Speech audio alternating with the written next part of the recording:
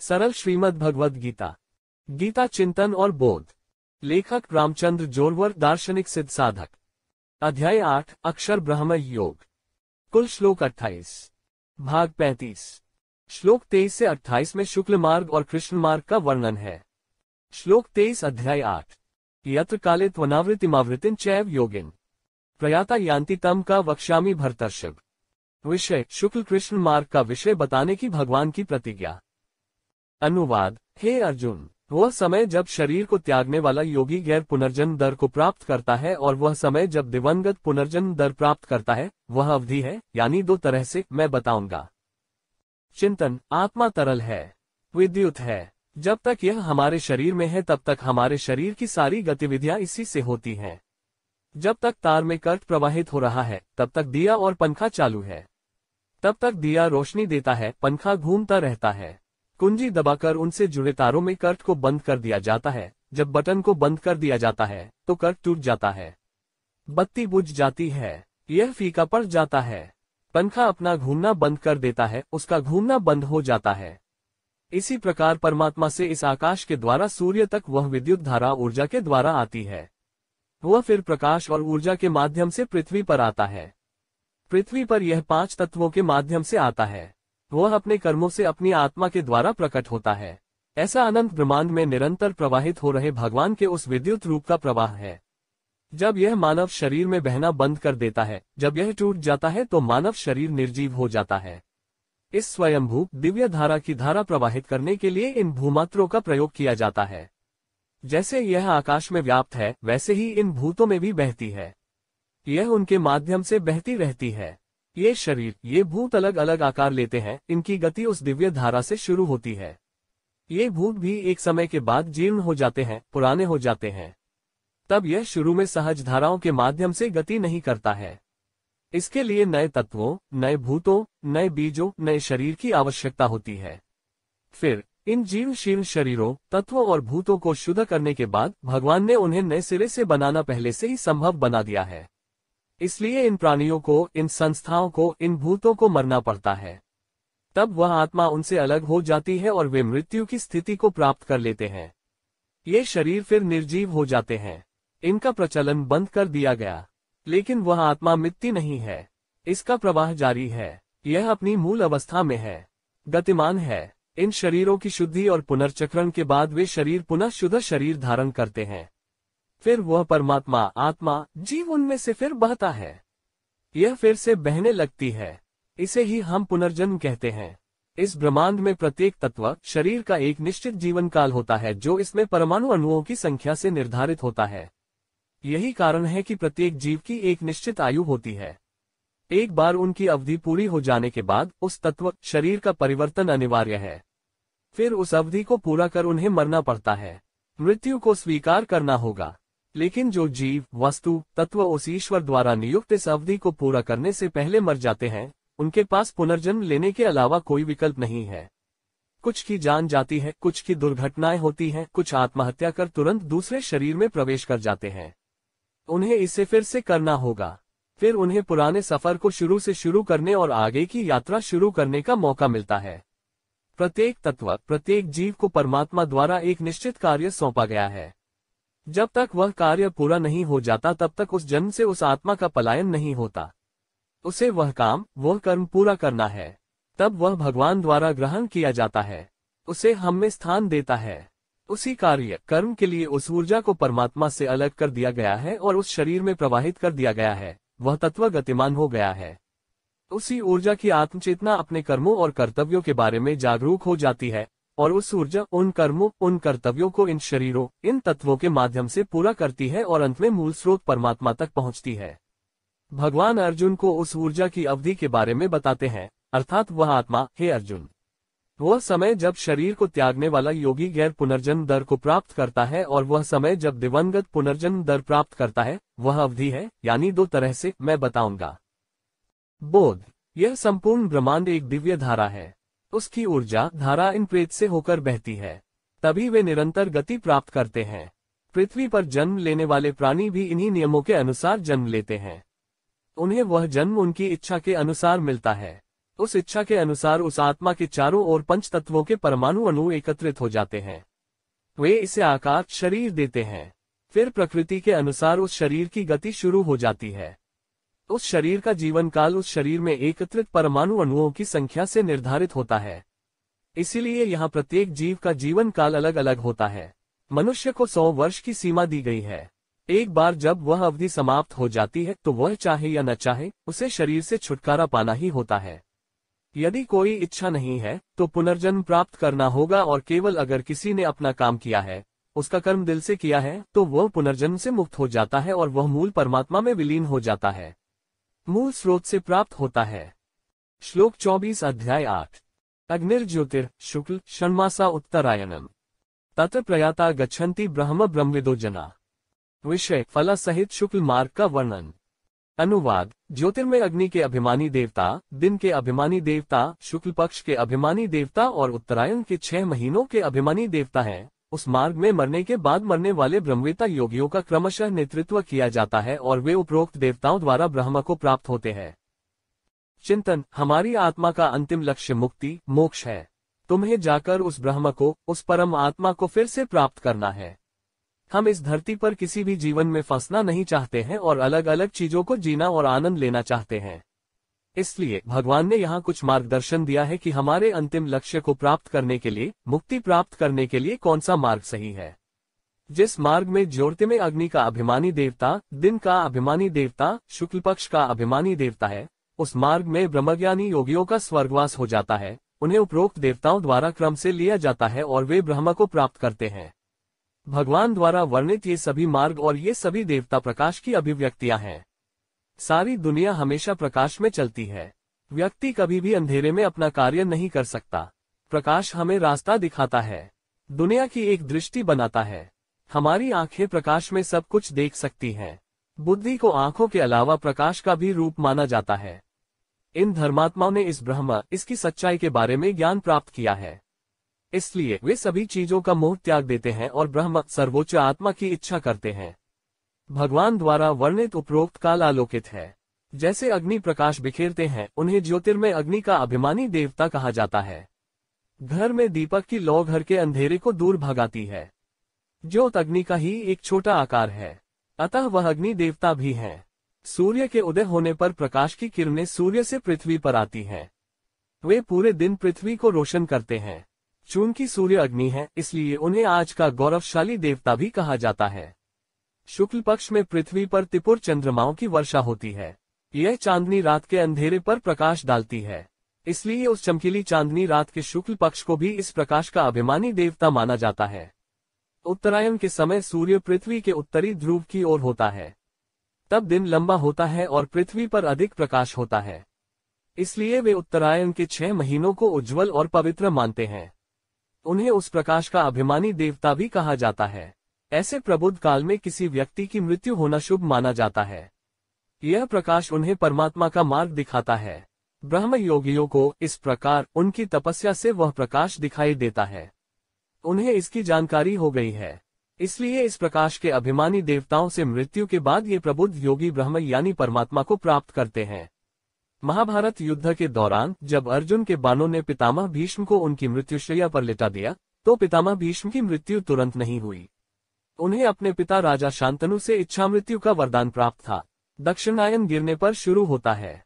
इसलिए जब महाभारत के 18 दिनों के लंबे युद्ध के बाद उत्तरायण शुरू हुआ, तो पितामह भीष्म ने भगवान कृष्ण की उपस्थिति में अपने शरीर को त्याग दिया और भगवान के निवास के रूप में अपनी स्थिति स्थापित की। बोध। प्रत्येक मनुष्य कब मरता है कोई नहीं बता सकता कि वह किन परिस्थितियों में मरता है। लेकिन मौत से पहले अगर कुछ बातों का ध्यान रखा जाए तो वह मौत कम से कम अच्छी तो हो ही सकती है। इसलिए जीवन में कभी भी पाप का भागी नहीं बनना चाहिए। अनजाने में भी ऐसा कर्म न करे जिससे किसी को कष्ट हो। जब मृत्यु निकट हो तो निश्चित नीति बना लेनी चाहिए कि वह कब आनी चाहिए। यदि आप कोशिश करते हैं तो आप निश्चित रूप से उस मुकाम को हासिल कर सकते हैं।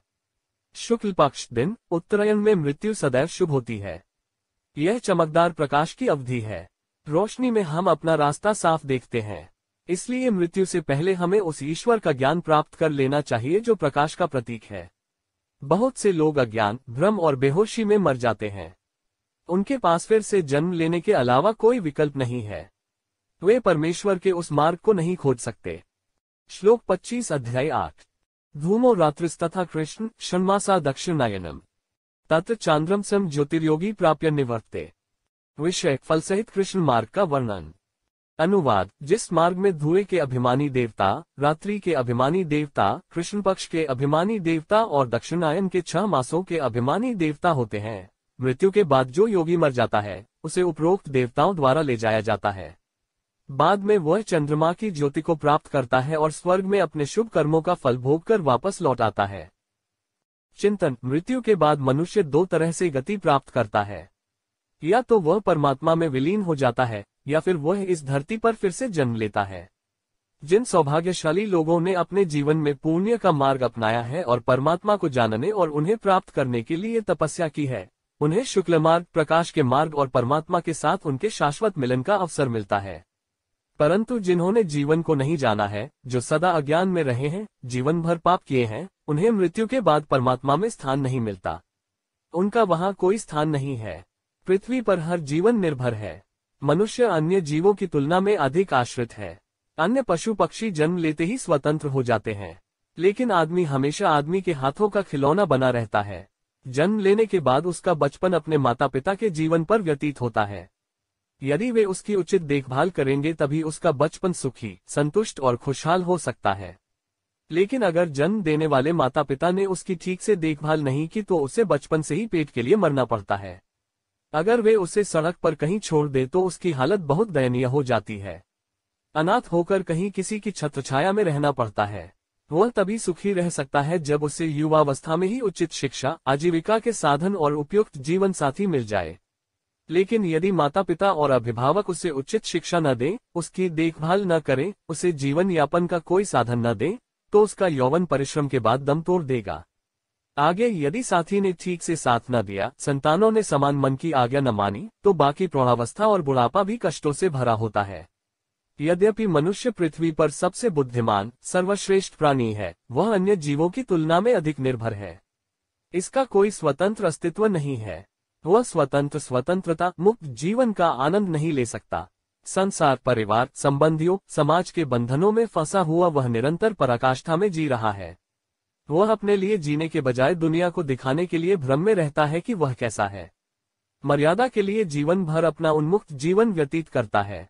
लोग मुझे सुंदर कहें, धनी समझें, शक्तिशाली समझें, बलवान समझें। वह अपने जीवन की सारी स्वतंत्रता ऐसे तमाम भ्रमों में खो देता है कि मेरे जैसा कोई और नहीं होगा, इसलिए उसके पास सुख कभी नहीं आता। मनुष्य जन्म लेकर भी असफल होता है, सारा जीवन दुख में कट जाता है। फिर ऐसे लोगों के हिस्से में मौत भी आ जाती है जो अपनी अक्ल खो चुके होते हैं, क्योंकि उन्होंने कभी सच्चे सुख, समृद्धि और स्वतंत्रता की अपेक्षा नहीं की थी। इसके बारे में ऐसा कभी नहीं सोचा था। ये मनुष्य पैदा होते हैं और दूसरे लोगों की तरह जीना सीखते हैं और जानवरों की तरह जीते हैं, और वे मानव जन्म को बर्बाद करते हैं जो सच्ची मुक्ति और स्वतंत्रता का मार्ग दिखाता है। इसलिए मनुष्य जन्म लेता है तो भी पराधीन है। यह ब्रह्मांड में एक जाल है, इसलिए बार बार उसकी अपेक्षा करना इन तमाम यातनाओं, दुखों और पराधीनता को निमंत्रण देने जैसा है। भगवान ने यहाँ उस अंधेरे रास्ते का वर्णन किया है जो अनगिनत लोग मृत्यु के बाद लेते हैं, क्योंकि वे गरीबी, निर्भरता, पाप और दंड के पेंडुलम पर लटके रहते हैं। भगवंत कहते हैं, जिस मार्ग में धुएं के अभिमानी देवता, रात्रि के अभिमानी देवता, कृष्ण पक्ष के अभिमानी देवता और दक्षिणायन के 6 महीनों के अभिमानी देवता होते हैं, उस मार्ग में मृत्यु के बाद जाने वाले योगी को ऊपर वाले ले जाते हैं।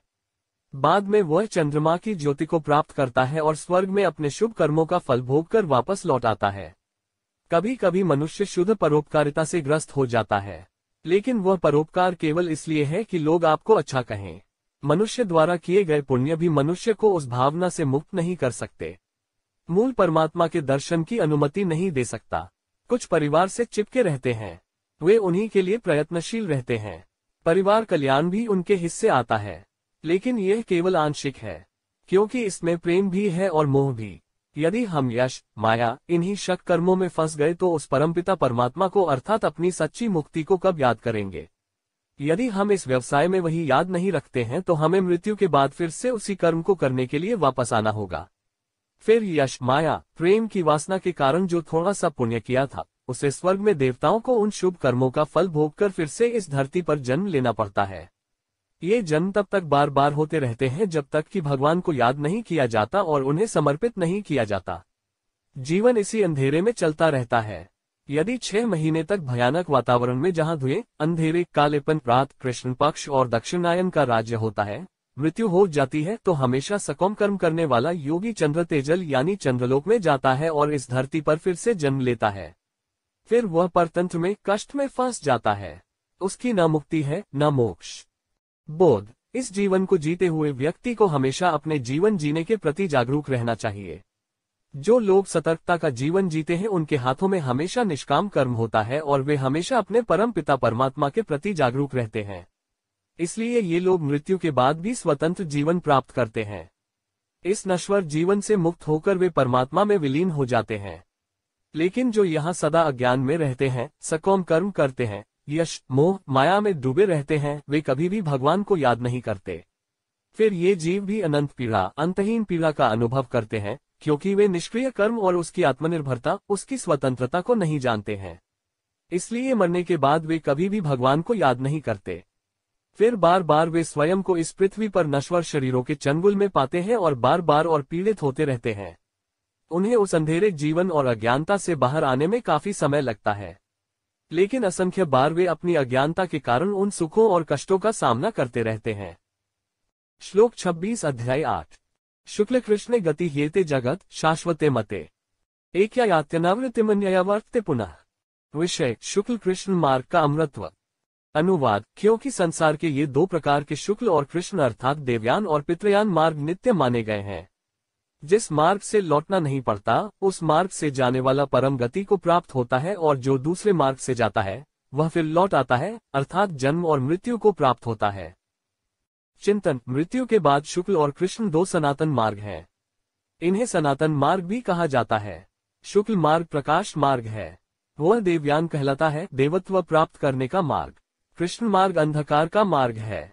इसमें मरने के बाद मरने वाले को अपनी मुक्ति, मोक्ष का मार्ग नहीं पता होता है।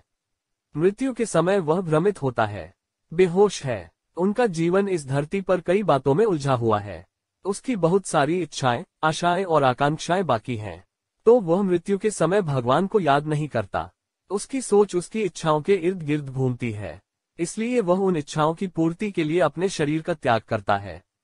तो वह स्वयं को उस कृष्ण पक्ष के अंधकार में मार्ग में पाता है। इसे पिता का मार्ग कहा जाता है। वह सनातन है, क्योंकि यदि वह परमेश्वर के पास नहीं जाता तो वह अपने पूर्वजों के पास लौट जाता है। उसे फिर से मनुष्य जन्म लेना पड़ता है। फिर वह अपने मन में बची हुई इच्छाओं को पूरा करने लगता है, उन मनोकामनाओं की पूर्ति करता है। परंतु जो पुण्यात्मा इस पृथ्वी की सुख दैख से भली भांति परिचित है, उन्हें इस पृथ्वी के भौतिक सुखों में कोई रुचि नहीं है। उसे पता होता कि ये सब क्षणभंगुर सुख यातना है। लेकिन अगर उन पुण्यात्माओं ने जाना और अनुभव किया होता कि उस परमपिता का ध्यान करने से, भक्ति करने से, नाम साधना करने से आनंद अलग होता है, इसलिए वे इस संसार में नहीं फंसते। यहाँ इस नश्वर शरीर में परमात्मा के भजन कीर्तन यदि इतना सुख देते हैं तो उनके मन में यह गणित आ जाता है कि वास्तव में उस परमात्मा से मिलन के बाद वह सुख कितना असीम रूप से बढ़ जाएगा। इसलिए उन्हें दोबारा किसी ग्रह में, किसी भी शरीर में फंसने का मोह नहीं होता। इसके अलावा वे इस धरती पर भी पुनर्जन्म नहीं लेना चाहते हैं। आप यहाँ के जीवन में फंसना नहीं चाहते हैं, इसलिए वे सोचते हैं कि जीवन भर इससे कैसे छुटकारा पाया जाए। वे इसी तरह जीवन का संचालन करते हैं। प्रपंच से इनका सार्थक संबंध है। अधिकांश व्यवसाय कम कर देता है, ज्यादा से ज्यादा रिश्ता कम हो जाता है। वे सर्वत्र ईश्वर के अस्तित्व को स्वीकार करते हुए उनके सानिध्य में रहने का आनंद लेते हैं। इन पुण्य आत्माओं के लिए शुक्ल पक्ष, उत्तरायण, प्रकाश का मार्ग खुला है। मृत्यु के समय वे ईश्वर को सही ढंग से याद करते हैं जिसका उन्होंने जीवन भर चिंतन किया। जैसे ही वे शरीर छोड़ते हैं वे परमात्मा के रास्ते पर होते हैं। जन्म मरण के इस चक्र से सदा के लिए मुक्त हो गए।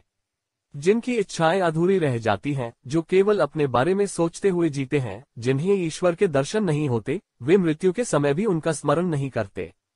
फिर वे उसी क्षण शरीर को अचेत अवस्था में छोड़ देते हैं। वे चंद्रलोक तक अंधेरे में भटकते हैं और पुनर्जन्म लेने के लिए फिर से पितृलोक में आते हैं। वे फिर से जन्म मरण के चक्र में फंस जाते हैं। बोध: हम इस भूमि पर अनेक प्रकार के लोगों को देखते हैं। उनमें से कुछ ही जीवन के अर्थ को पूरी तरह से समझ पाए हैं। किसी भी ग्रह पर चाहे कोई भी जन्म क्यों न लिया हो, उस जन्म के साथ आत्मा में संघर्ष आता ही रहता है। परम सुख से वंचित और किसी भी शरीर में फंसे व्यक्ति को अनेक समस्याओं का सामना करना पड़ता है। मन में कई इच्छाएं और जुनून नए सिरे से जन्म लेते हैं। फिर आत्मा उसमें फंस जाती है और वहीं अपने मूल स्वरूप को भूल जाती है। लेकिन कुछ आत्माएं सतर्क जीवन जीती हैं। वे अनुभव से समझदार हो जाते हैं। वे ईश्वर के इस मायावी संसार में नहीं फंसते। वे प्रसिद्धि आदि जैसे सकाम कर्मों से अलग रहते हैं और हमेशा के लिए जन्म और मृत्यु के इस चक्र से मुक्त हो जाते हैं, केवल भगवान को अपनी आंखों के सामने रखते हुए। लेकिन दूसरे यहाँ आते हैं और यहाँ फंस जाते हैं। बार बार जन्मा, अज्ञान में मरा। वे जल्दी नहीं सुधरते, इन चक्रों को नहीं समझते। कई वर्षों तक वे अंधेरे में जीते हैं, अज्ञानता में मरते हैं। पिता की काली राह की परीक्षा हो रही है।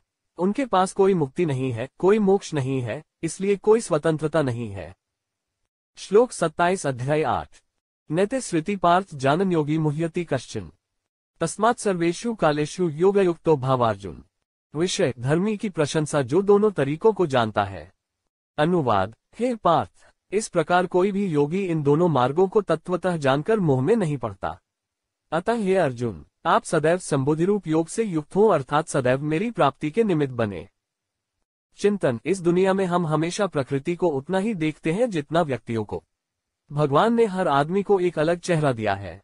जैसे हर व्यक्ति का चेहरा अलग होता है, वैसे ही उनका शरीर भी अलग होता है। हर व्यक्ति की बुद्धि भी अलग होती है। व्यक्ति की बनावट और बुद्धि से भी उसकी संवेदनशीलता का पता चल जाता है। कुछ लोग बहुत संवेदनशील होते हैं। वे किसी भी बात को तुरंत जान जाते हैं। उनके लिए एक चेतावनी ही काफी है। एक बार उन्हें बता दिया जाए और वे सुन लें तो उनके लिए इतना ही काफी है। इसमें वे वही समझते हैं जो वे समझना चाहते हैं। उसमें वे सब समझते हैं। यदि आस पड़ोस में जरा भी हलचल हो, कोई आवाज सुनाई दे या कोई परछाई पड़ जाए, ऐसे संवेदनशील व्यक्ति की इंद्रियां इन घटनाओं को तुरंत पकड़ लेती हैं। उनका ध्यान तुरंत उधर जाता है। इसलिए उन्हें अत्यधिक संवेदनशील माना जाता है। वे अपने जीवन को आत्मा अनुशासित करते हैं। ये व्यक्ति स्वयं को संयमित संस्कारी बनाते हैं। प्रकृति ने उन्हें यह भाव प्रदान किया है, इसलिए वे तुरंत भगवान की खोज करते हैं। इसके बाद कुछ व्यक्तियों का स्वभाव, उनका शरीर मध्यम कोटि का होता है। लगातार कहने से वे मान जाते हैं। एक समझ है, इसलिए अभ्यास से वे कुछ भी समझ सकते हैं। वे नहीं समझते, वे नहीं मानते, इसलिए ये लोग दूसरों को देखकर नकल करते हैं। देर से ही सही समझदार बनते हैं। उन्हें ईश्वर को जानने में भी थोड़ा समय लगता है। उसके बाद तीसरे प्रकार के मनुष्य आते हैं, वो है संवेदनहीन लोग। इन लोगों के पास अपनी अक्ल भी नहीं होती, इन्हें कहने से भी नहीं माना जा सकता। यह उनकी अपनी गलती नहीं है। उनके शरीर प्रकृति द्वारा बनाए गए हैं। ऐसे में उनके होश पूरी तरह से फीके पड़ गए हैं। वे किसी को देखकर उसके भावों को नहीं जान पाते, पर बताकर भी कुछ नहीं जान पाते। तो यह केवल दूसरों पर बोझ बनकर रह जाता है। ये लोग खुद कुछ नहीं करते, ये परवाह नहीं करते कि दूसरे क्या करते हैं। वे इतने बहरे हैं, इसलिए उनसे ईश्वर का मिलन संभव नहीं है। पहले दो तरह के लोग खुद पर कंट्रोल कर सकते हैं, लगाम लगाई जा सकती है। अतः अध्ययन, अभ्यास द्वारा व्यक्ति अपनी बुद्धि को समता, स्थिरता बना सकता है। मन की बेचैनी को दूर कर सकते हैं। इनके कार्यों और कर्मों में स्थिरता और धैर्य होता है, तो उनका मन भी शांत था। इसलिए यदि आप स्थायी सुख, शांति और ईश्वर को प्राप्त करना चाहते हैं तो जीवन में समता और स्थिरता का होना बहुत जरूरी है। इससे कोई फर्क नहीं पड़ता कि हम एक अमीर परिवार में पैदा हुए हैं, एक राजा के घर में या एक बहुत गरीब परिवार में। हमारे शरीर के अनुसार ही हमारा स्वभाव बनता है। अगर हम बहुत संवेदनशील हैं तो हम तुरंत महसूस करेंगे कि बाहरी अमीरी और गरीबी बहुत गौण चीजें हैं। उन्हें कड़ी मेहनत से हासिल करना है। इसके अलावा वे नश्वर हैं। मरने के बाद वे मरने वाले के किसी काम के नहीं रहते। मरने के बाद कोई भी इंसान अमीर नहीं होता और न ही वह गरीब होता है। वे भौतिक चीजें हैं, लेकिन हमारा व्यक्तित्व इस बात से तय होता है कि हमारी आत्मा कितनी गरीब और कितनी अमीर है। यह इस बात पर निर्भर करता है कि हम कैसे हैं। मृत्यु के बाद व्यक्ति या उसकी आत्मा अपने धन या दरिद्रता को अपने साथ ले जाती है। जो जीवन भर एक पूर्ण, संतुष्ट जीवन जीता है वह हमेशा के लिए परमात्मा के पास जाता है। जिसका मन यहाँ भौतिक वस्तुओं में उलझा हुआ है, उसका पुनर्जन्म होता है। वह उस गरीबी के साथ मरता है। भगवान उसी का साथ देते हैं जो हमेशा संतुष्ट रहता है। वह आपको बुलाता है। इस प्रसंग में भगवान अर्जुन से कहते हैं, हे पार्थ, इस प्रकार कोई भी योगी इन दोनों मार्गों को तत्वतः जानकर मोह में नहीं पड़ता। अतः हे अर्जुन, आप सदैव संबुद्धिरूप योग से युक्त हो, अर्थात सदैव मेरी प्राप्ति के निमित्त बने। बोध। हमें आत्मनिरीक्षण से पता होना चाहिए कि हमारा शरीर कैसा है। अगर हमारी समझ कमजोर है तो हमें हर चीज को समझने में हमेशा देर हो जाएगी। लेकिन इसीलिए भगवान ने हमें बहुत जीवन दिया है। ईश्वर को जानने के लिए 100 साल का जीवन काफी है। उस परमात्मा को हम इतने समय तक नहीं जान सके तो यह हमारा दोष है। जीवन केवल अपना पेट भरने और अपने व्यसनों और वासनाओं में लिप्त होने के बारे में नहीं है। उससे केवल दुख आता है। इसके लिए आपको बस संघर्ष करना होगा। लेकिन यदि आप उस संघर्ष से मुक्त होना चाहते हैं, यदि आप स्वयं से छुटकारा पाना चाहते हैं, तो उस परमात्मा को जानने के अलावा और कोई विकल्प नहीं है। इसलिए उस परमात्मा को जानने में देर नहीं लगती अगर छोटी छोटी बातों को भी जानने की आदत पड़ जाए। उसके लिए संवेदना महत्वपूर्ण है। बुद्धि का अभ्यास जरूरी है। अपने विचारों पर जोर देने से हमें वह गुण नहीं मिलता है। इसलिए पढ़ने, सोचने, मनन करने से स्वयं को बदलने में सक्षम होना चाहिए। व्यक्ति को बुद्धि में स्थिरता और धैर्य पैदा करने में सक्षम होना चाहिए। इसे समत्व कहते हैं। स्थिरता कहा जाता है। श्लोक 28 अध्याय 8। वेदेषु यज्ञेषु तप सुचैव दानेषु यत्पुण्य फलम प्रदिष्टम अत्येति तत्सर्वमिदं विदित्वा योगी पर स्थानमपैति चाद्यम। विषय सिद्धांत रूप में दोनों तरीकों को जानने का फल। अनुवाद। इस रहस्य को तत्वरूप से जानकर योगी पुरुष वेदों का पाठ, यज्ञ, तप, दान आदि करता हुआ सब संशयों को दूर करके परमपद को प्राप्त होता है। चिंतन। मनुष्य दो प्रवृत्तियों का होता है, योगी और भोगी। आत्मसंतुष्ट व्यक्ति को अपने सुखों के अलावा किसी और चीज की परवाह नहीं होती है। ये लोग किसी और की परवाह नहीं करते। उनके लिए सिर्फ अपनी खुशी ही मायने रखती है। इसलिए वे अपने ही शरीर के मोह में फंसे रहते हैं। वह अपना पूरा जीवन उस शरीर को खिलाने में लगा देता है। खाना पीना, मौज मस्ती करना, दिखावटी बातें करना, व्यसनों और वासनाओं में फंसना इन भोगी लोगों के लक्षण हैं। वे यह भी नहीं जानते कि वे क्या कर रहे हैं और किस लिए जी रहे हैं। वे दलदल में कीड़े की तरह अपना जीवन व्यतीत करते हैं। तो उनके लिए जीवन क्या है, इसके रहस्य को समझने का तो प्रश्न ही नहीं उठता। इन लोगों के संपर्क में आने वाले आम लोगों को भी यही संक्रमण होता है। उनका भी दृष्टिकोण बदल जाता है और वे भी इन सुखों के दलदल में फंस जाते हैं। इसलिए ऐसे स्वार्थी, कामचोर लोगों से हमेशा दूर रहना ही बेहतर होता है। यह हमारे हित में है। जीवन सिर्फ खाना पीना, मौज मस्ती करना, व्यसनों और वासनाओं में लिप्त होना नहीं है। जीवन शुद्ध, स्वच्छ, संतुष्ट हो। जीवन का अर्थ केवल तभी है जब यह शुद्ध और शांतिपूर्ण हो। इस पवित्र जीवन को जीने से हम ईश्वर को जान सकते हैं कि हमारा मानव जीवन पूरी तरह से सार्थक है। यहाँ भगवान अर्जुन को बता रहे हैं कि एक संतुष्ट योगी पुरुष सिद्धांत रूप में जीवन के रहस्य को जानने वाला, वेदों का पाठ करने वाला, यज्ञ, तप, दान आदि करने वाला सभी संदेहों को पार कर परम पद को प्राप्त करता है। किसी का जीवन परोपकार के लिए है, यह मनुष्य का पहला रहस्य यह है कि उसे अपने जीवन के पूर्ण अर्थ का बोध हो जाता है। उसे अपने जन्म का रहस्य पता चल जाता है। फिर वह अपने जीवन में जो भी कर्म करता है वह उन्हें शून्यता के भाव से करता है। वेदों के पाठ का अर्थ है जीवन का ज्ञान, यज्ञ का अर्थ है कर्म करना लेकिन उन्हें निष्क्रिय भाव से करना, तप का अर्थ है ध्यान करना, अभ्यास करना, किसी अच्छे कार्य को बार बार करना, दान का अर्थ है भौतिक, आध्यात्मिक, दैवीय धन को अपने जीवन से अधिक खर्च करना। अन्य जीवन मनुष्य के गुणों को बताया गया है। जो जीवन के रहस्य को जानता है वह इन सभी कर्मों को मन में बिना किसी इच्छा के आलस्य भाव से करता है, अर्थात वह निश्चय ही इन सब का अतिक्रमण कर जाता है। वहां उसकी आत्मा नहीं भटकती, नहीं फंसती। ऐसा शुद्ध मन और शुद्ध मन वाला पवित्र योगी इन सभी को पार कर जाता है और सर्वोच्च को प्राप्त करता है। उस परमात्मा में सदा के लिए विलीन हो जाता है। बोध। जीवित रहते हुए बहुत से लोग यह भी नहीं जानते कि इस धरती पर कैसे रहना है। बहुत से लोग सिर्फ खाने के लिए पैदा होते हैं। उन्हें केवल खाने पीने में दिलचस्पी है। इसलिए ये लोग व्यसनों के शिकार हो जाते हैं। कई व्यसनों की जड़ें उनकी जीभ में होती हैं। वे अपनी जुबान पर काबू नहीं रख पाते, तो वे कब अपने आप को संभालेंगे। यही बात कामी लोगों की है जो शारीरिक सुखों के लोभी हैं। ये भी देह की वासना में इतने अंधे हो गए हैं कि इनकी हालत जानवरों से भी बदतर हो गई है। उन्हें शरीर के सुख के आगे और कुछ नहीं दिखता। उन्हें इंसान कहना इंसान की बेइज्जती करने जैसा है। जीभ और इंद्रियां मनुष्य को व्यसनों और वासनाओं की ओर ले जाती हैं। एक बार जब कोई व्यक्ति उनके अधीन हो जाता है तो वह दिखावे की चीजों का पालन करता है। तब वह सत्ता, धन, यौवन आदि वस्तुओं के प्रति आसक्त हो जाता है। फिर उसके लिए इससे निकलना मुश्किल हो जाता है। इन लोगों को इन भौतिक सुखों की आसक्ति के कारण कभी भी शाश्वत सुख, शाश्वत संतुष्टि और मन की शांति नहीं मिलती है। परंतु जो इन सब नश्वर वस्तुओं का परित्याग कर परमात्मा के मार्ग को स्वीकार करते हैं, उन्हें शाश्वत मुक्ति प्राप्त होती है, शांति मिलती है। उनका जीवन सार्थक हो जाता है और वे बिना प्रयास के ही शाश्वत मोक्ष और मुक्ति प्राप्त कर लेते हैं। अभी तक हमने श्लोक नंबर 23 से 28 तक शुक्ल मार्ग एवं कृष्ण मार्ग का विस्तार से वर्णन किया। यहाँ 8वां अध्याय समाप्त होता है। श्री कृष्णार्पणमस्तु।